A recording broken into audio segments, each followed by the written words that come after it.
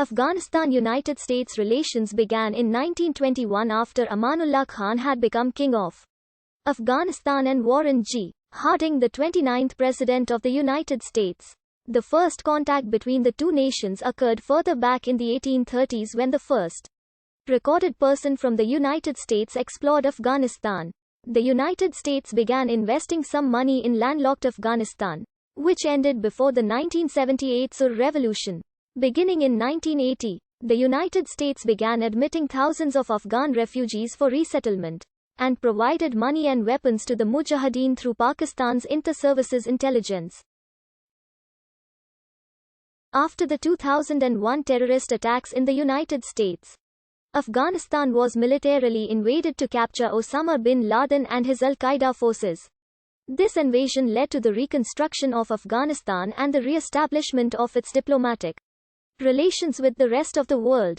In 2012, U.S. President Barack Obama declared Afghanistan a major non-NATO ally.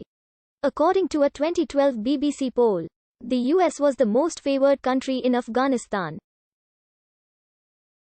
The first recorded contact between Afghanistan and the United States occurred in the 1830s when Hosea Harlan, an American adventurer and political activist from the Philadelphia area of Pennsylvania, traveled to the Indian subcontinent with intentions of becoming the king of Afghanistan. It was when the British Indian Army invaded Afghanistan during the First Anglo-Afghan War, when Afghan kings Shuja Shah Durrani and Dost Muhammad Khan were fighting for the throne of the Durrani Empire. Harlan became involved in Afghan politics and factional military actions, eventually winning the title Prince of Ghor in exchange for military aid. The British Indian forces were defeated and forced to make a complete withdrawal a few years later, with around 16,500 of them being reported to be killed and captured in 1842. There is no clear evidence as to what happened because the claim is made by William Bryden, the lone survivor. Harlan left Afghanistan around the same period, eventually returning to the United States. In 1911, A.C. Jewett arrived in Afghanistan to build a hydroelectric plant near Kabul. He became the chief engineer for King Habibullah Khan. Formerly an employee of General Electric, he became the second American known to live and work in Afghanistan. In January 1921, after the Treaty of Rawalpindi was signed between Afghanistan and colonial British India, the Afghan mission visited the United States to establish diplomatic relations. Upon their return to Kabul, the envoys brought a greeting letter from U.S. President Warren G.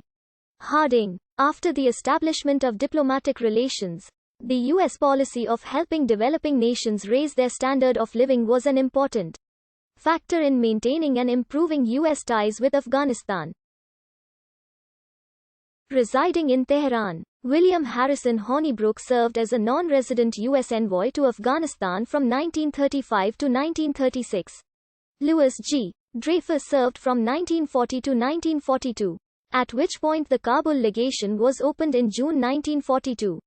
Colonel Gordon B. Enders of the United States Army was appointed the first military attaché to Kabul, and Cornelius Van Hemert Engert represented the U.S. legation from 1942 to 1945, followed by Eli Elliott Palmer from 1945 to 1948.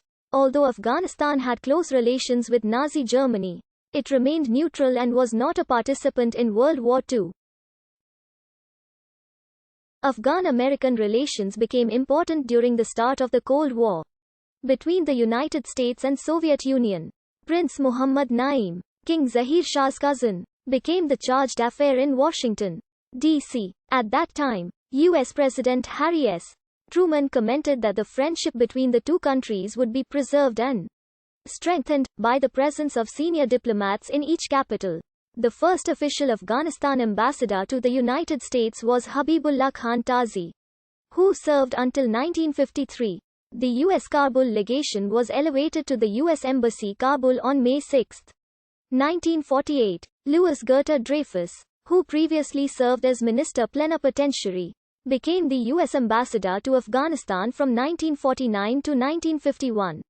The first American expedition to Afghanistan was led by Louis Dupree, Walter Fairservice, and Henry Hart. In 1953, Richard Nixon, who was serving as U.S. Vice President at the time, made an official diplomatic visit to Kabul. He also took a short tour around the city and met with local Afghans.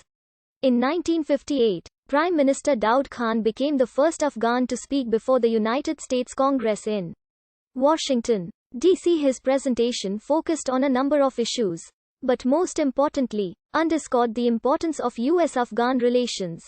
While in the U.S. capital of Washington, Daud met with President Dwight Eisenhower, signed an important cultural exchange agreement, and reaffirmed personal relations with Vice President Nixon that had begun during the latter's trip to Kabul in 1953.